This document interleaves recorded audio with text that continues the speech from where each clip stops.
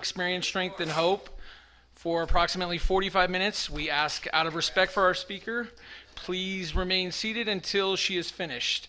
And without further ado, Sandy is our speaker.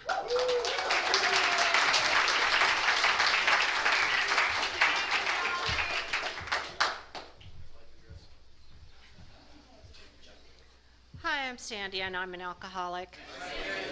I'd like to thank the birthday people for having their birthdays, and I'd also like to thank people from out of state for coming and joining us. Where to begin? Oh, I have to go to the bathroom. Oh, I'm kidding. Yeah, I'm an alcoholic. I'm also a member of CA, Cocaine Anonymous, where in California, where I came from, was pretty darn big out there. And I loved that program because we had a lot of fun. We did a lot of things. But Alcoholics Anonymous out here, we have a lot of fun too. We have bingo coming up. We have the convention coming up. There's all kinds of things to do here. Prescott is home. It's really home. I'm born a twin, and my twin brother, yes, twins. My twin brother and I grew up in a 32-room house with some parents that, my mother was unique, let's put it that way. She had a brain tumor and didn't know that, plus she was bipolar. And she liked to handle us through verbally and physical abuse. So we'll just leave it at that. My twin brother, he didn't get to stay home much. My mom was always putting him off into juvenile detention somewhere, or she'd send him to school. My mother would send him to school with half his head shaved, and then check up on him to make sure he was still there.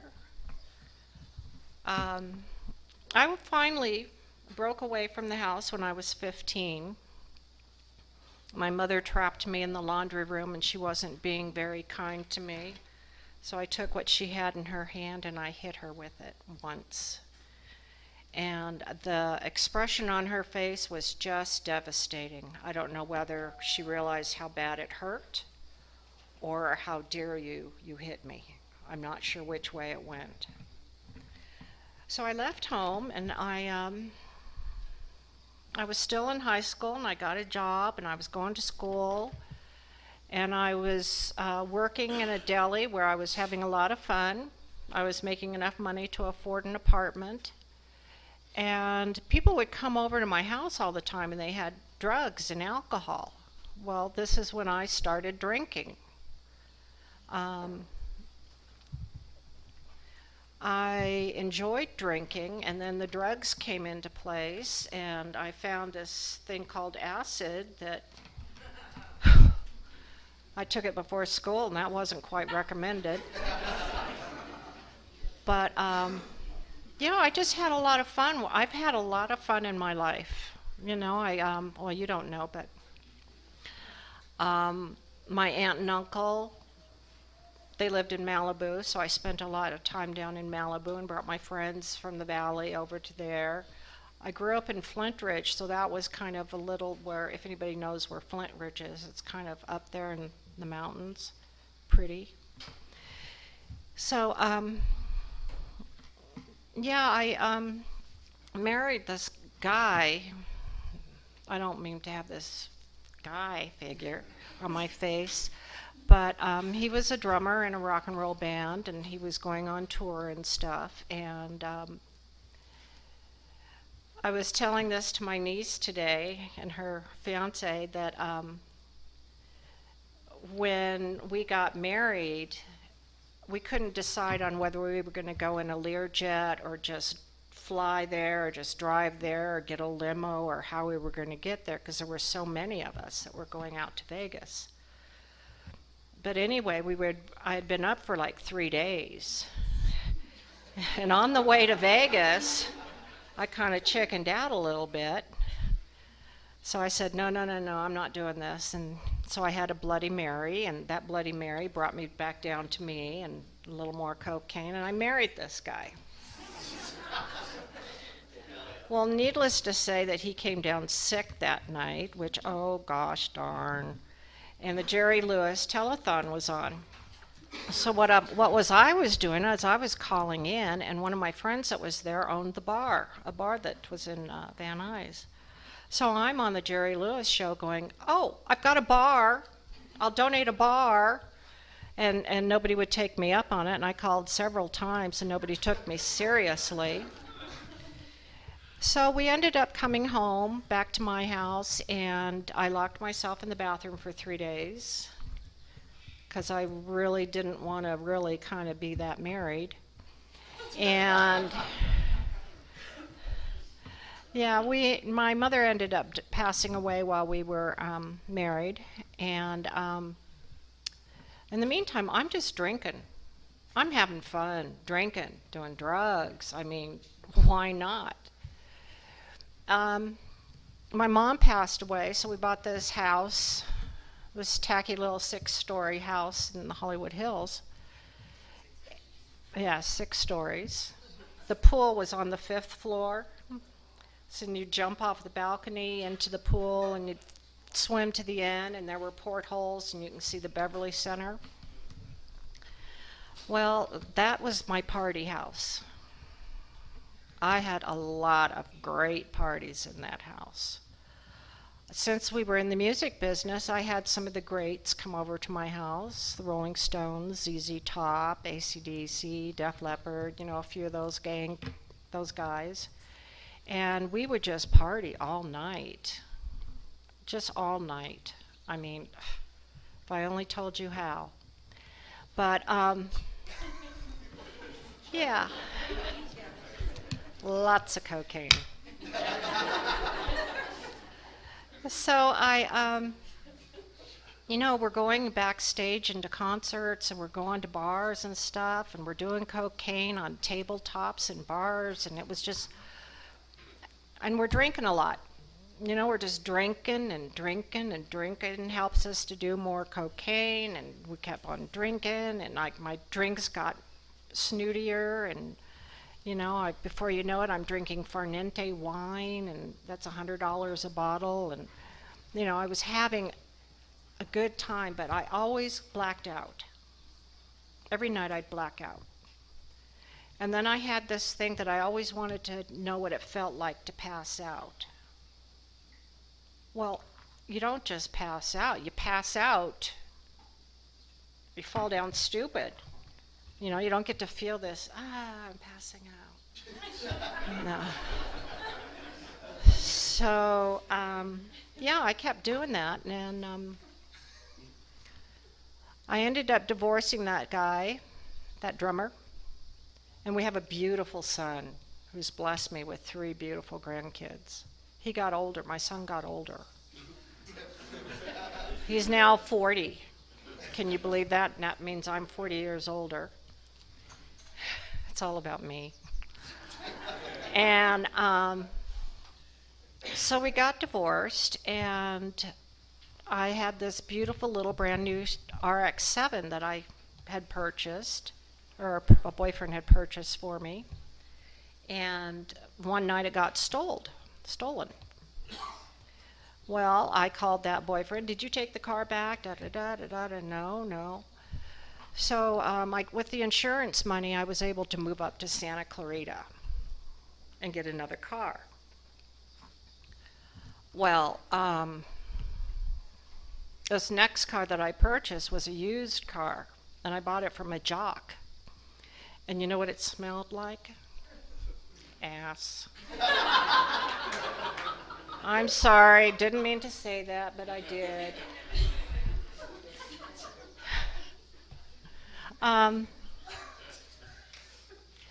So I had it all fixed up. I had it all pretty. It was another RX-7, and I was out there up in Santa Clarita, and I thought I was moving away from my ex-husband. I knew he lived there somewhere, but I didn't know he lived across the walkway from me. And his car was parked outside my bedroom window. And he had one of those loud Camaro type things. So anyway, my son was at my house 50% of the time, and he was over at his dad's house 50% of the time. And we would try to see how we could outdo each other. You know, when the computers came out, I had to get in a computer because he had one at home, VCR, Nintendo.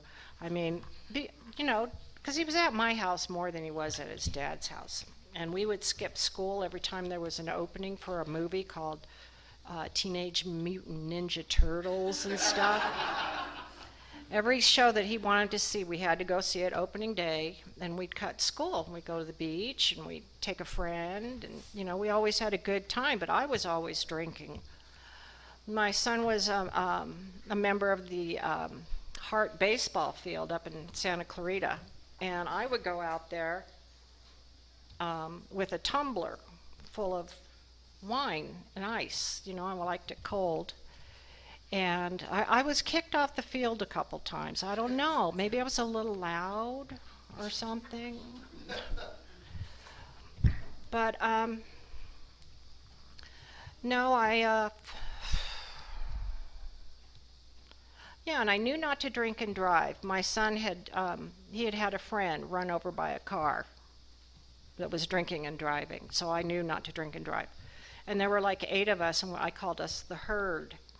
And we would all get together and we'd go walk to bars. There's one there, and we'd walk over to that one, and then the one over here. You know, it was just this herd of people. Well, I had fun, like, getting in the shopping carts on the way home and having somebody push me. You know, every little tiny thing that felt like fun, I had fun. And so it was an apartment building, believe it or not, and I had gone out one night. This was when line dancing was in vogue. Line dancing, that's that cowboy stuff. And I had gone out to learn how to do it at this bar. And I only had like 17 cents in my pocket. I went out with no cash, none. So I go to this place. I don't quite even remember getting there. I don't remember being there. And I don't know how I got that drunk to get home, because it was all in a blackout. It was leftovers from the night before. Okay, so I'm driving home that night, and the light is turning red in front of me. So I turn the corner really fast. Well, I ended up shearing off a fire hydrant. Well, water was getting all over my car. I was getting pissed about that. And, you know, the fire department was right across the street. Why aren't they coming in to turn the water off? You know, it's my new little white sports car. Come on, get on over here. Well, nobody showed up, but the police showed up, and the helicopters, and the news. Everybody showed up for me. Well, it ended up that after I was handcuffed and taken over to Sybil Brand, which was in California, I got to go to Sybil Brand, sleep with 300 of my new best friends in one room, and a triple-decker bed so they could squeeze us all in. And women don't shut up. It was horrible. Oh. Well, anyway, a couple days later, they handcuff and shackle me, and I'm put in that little one-man cell on the bus. Oh, hi. Hi, Zoom. I'm being put on that bus, and and the guys are all in the back, and here I have my own little special spot. I thought they were protecting me. Well, it ended up, I went in and I saw an attorney, and he goes, "Do you know what you did?" And I go, "No, I have no idea. I know that it ran into a fire hydrant, and I got my sports car all wet," and, you know, I went telling him that story. Well, he goes, "That's not all." I had run into a group of people, and a young lady had lost her foot.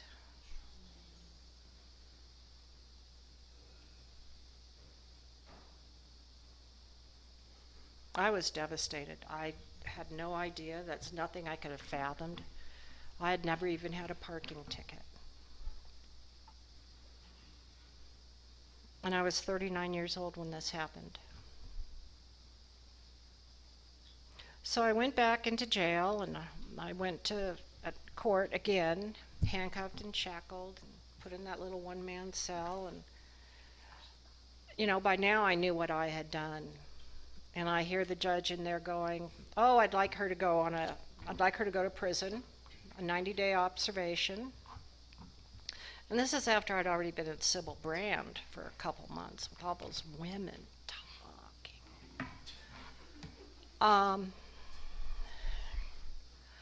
So I call my sister, my brilliant sister, and I tell her I'm going off to Chowchilla Prison. And she goes, "Oh, by the way, I just want to let you know that I got rid of I went to an Al-Anon meeting." She said she went to an Al-Anon meeting.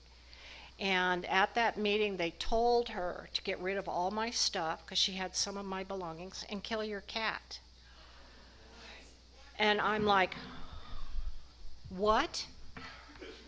My cat? I loved that cat. Well, anyway, I went off to prison, and the food there is so much better. See, this is what brought me to Alcoholics Anonymous. The food there was so much better than Sybil Brand. And I was there on a 90-day observation in a two-man cell, where when I got to the door and they opened it for me to get to the cell, a lady inside threw a book at me. And she goes, "Don't you dare cry." And I went, thanks for the book. Well, I didn't cry because I was scared. And at least there you could go out every day and you can take a walk in a circle. Yeah, a couple times. Yeah. And I went in this one day, and this guy called me in, and he talked to me for about 10 minutes, and then that was it. That was my 90-day observation. So I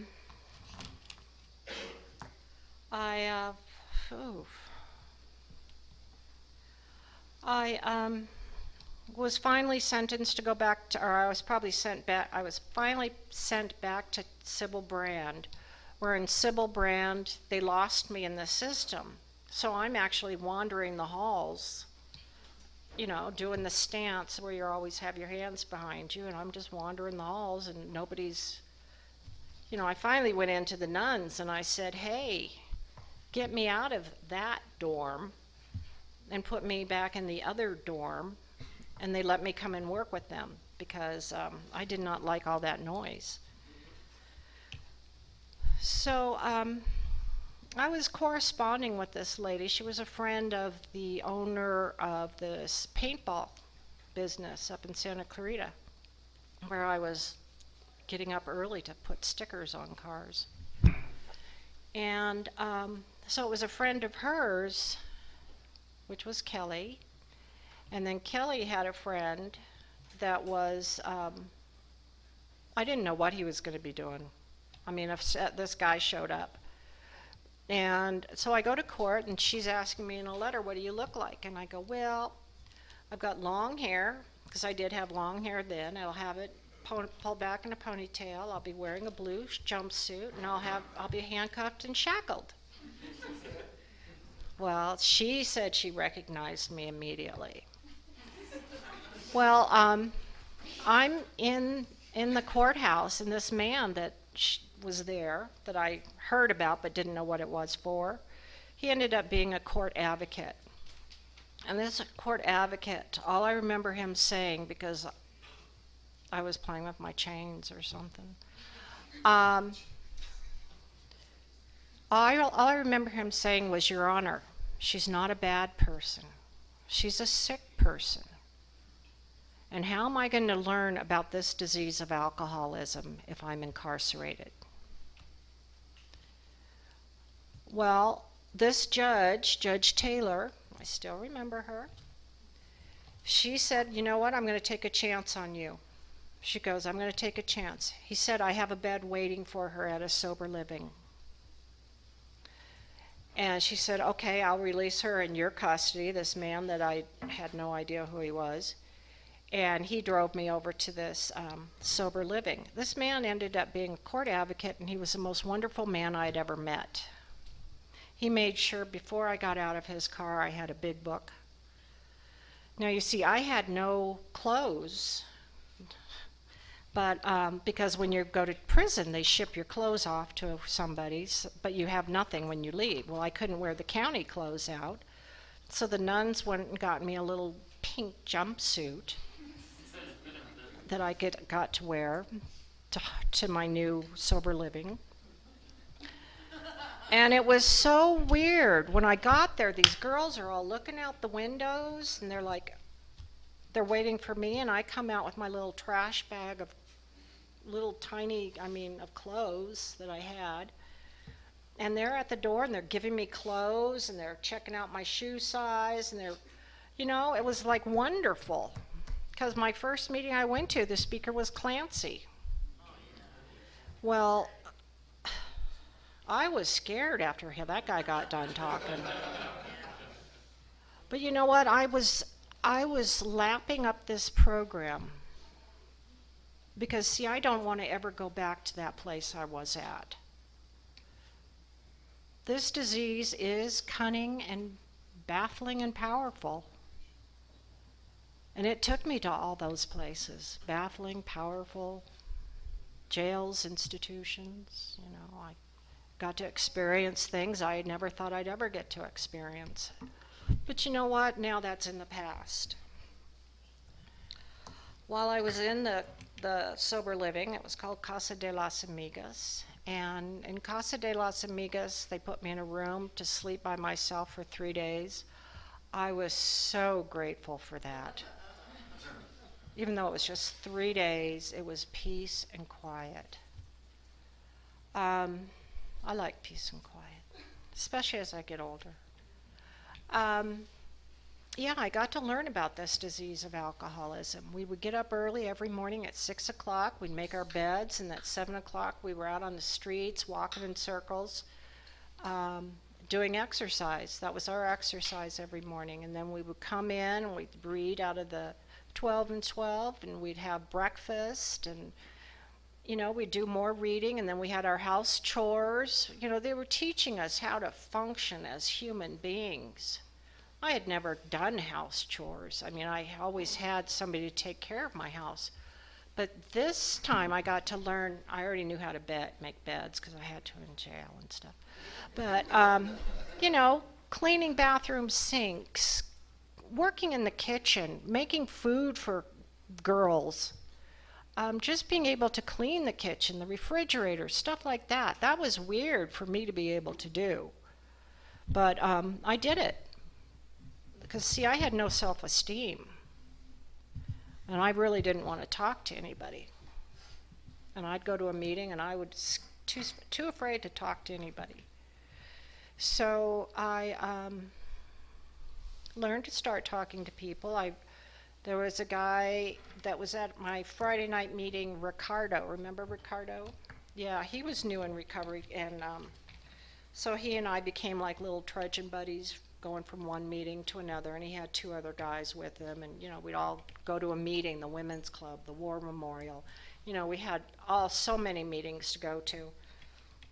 But I went to 90 meetings in 90 days when I first got here, after being incarcerated.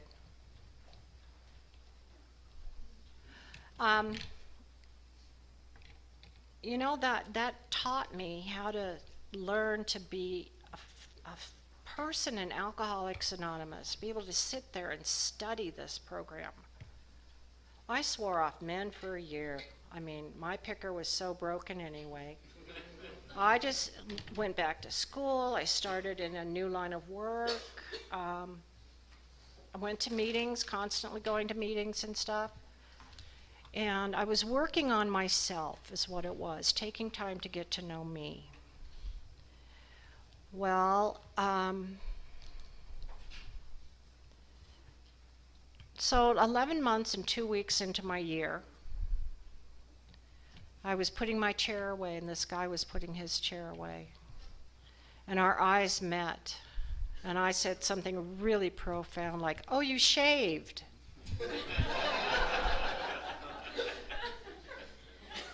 And this guy looked at me with his little baseball hat and his hair sticking out in the front, and he goes, "Oh, you noticed." Well, we've been married a while.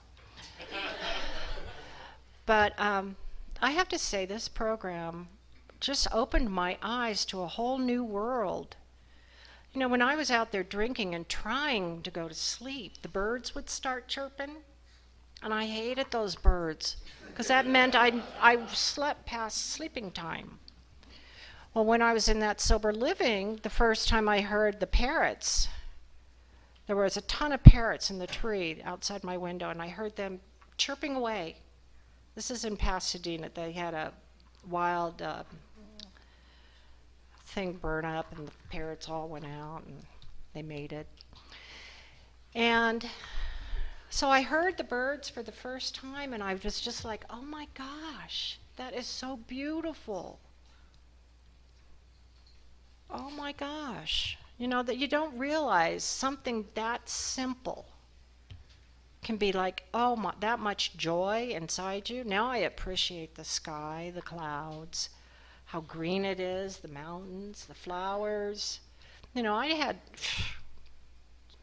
didn't care because I was always partying. Let's put it that way. I was always partying, but I had fun partying. But no, it doesn't. It's a different kind of fun. This is the kind of fun you can remember the night before. You know, you can remember what you did, the people you saw. And there's a lot of fun in sobriety, a lot of fun. We were at our house in California, and that's when there was so much traffic out there. The freeways were horrendous. And then when they decided to do some work on them, oh, forget it. You'd sit there for hours. I had to go to UCLA a lot because I had come down with cancer. So I would go down there to see all my doctors, and now it's normally like a 45-minute drive. Well, it would take like 4.5 hours to get home, and about 2.5 hours to get down there. So I'd spend my whole day on the freeway just to see the doctor for 20 minutes. Well, one day my husband came home and he said, let's move. And I said, okay, where? And we had been up here visiting some friends and a couple weeks before, and we just decided, let's move up there, up to Prescott. And we did. That was 4.5 years ago. But you know what? I have no regrets. My family is still out in California. I have some family here visiting us. My son and all my grandkids and his wife, we all do Zoom. We Zoom each other every couple weeks. I can't say enough about this program. We are so gifted. We had that COVID out here, and that kind of put us all to like a little screeching halt. But we turned to Zoom for our meetings, and but we could still stay sober. We still got to see our friends on Zoom. But now that we're here, we don't have to do that, but except for you guys that are on Zoom. And well, we probably have 50 people on Zoom. 50? Almost. Okay. Hi, Zoomers. But that's what we did for a long time there. And we didn't go to places. We canceled conventions. We canceled picnics. We canceled all kinds of stuff because of it. And now we're back into the swing of things. So make sure you go to the picnics and the barbecues and the bingo and the convention. No, it's a lot of fun.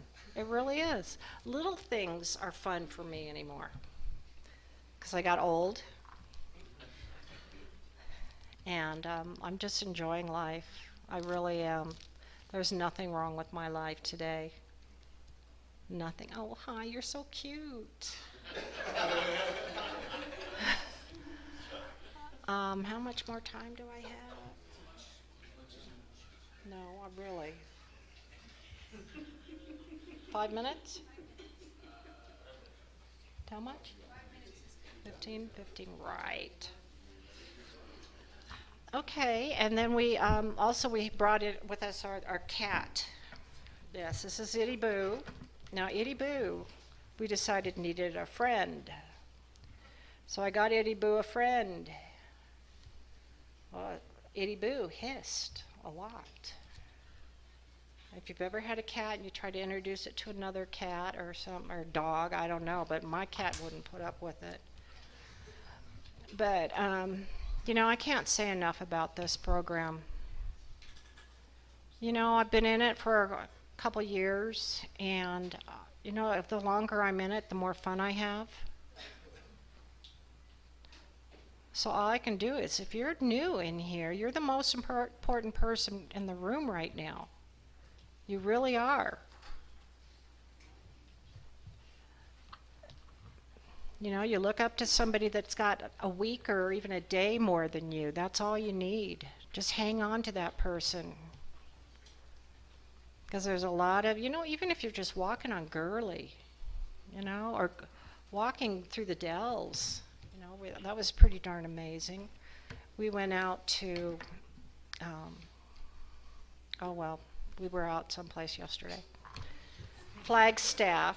We were in Flagstaff yesterday, and we drove through Jerome and to Flagstaff, and it was just a fun day. We were in the car a lot, but we had good food places where we went. It was really worth it. And that's in sobriety. Today I can see somebody drinking, say, a glass of wine at a table, and they forget to finish it. Well, I used to really salivate over that. They didn't finish their wine. Oh my gosh, should I go tell them? Now it's not like that anymore. I can ignore that. Okay, and I suggest that women get a women's sponsor and men get a man sponsor, because you need to have a sponsor in order to get through this program. And just stay, hold on to your seat. This is the best ride in town. And I'm serious, you're laughing. It is. This is the best ride in town. And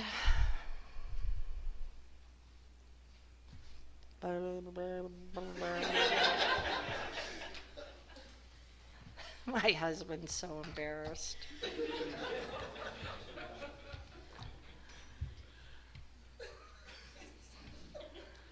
Okay, I'm going to be quiet now. Thank you for letting me share.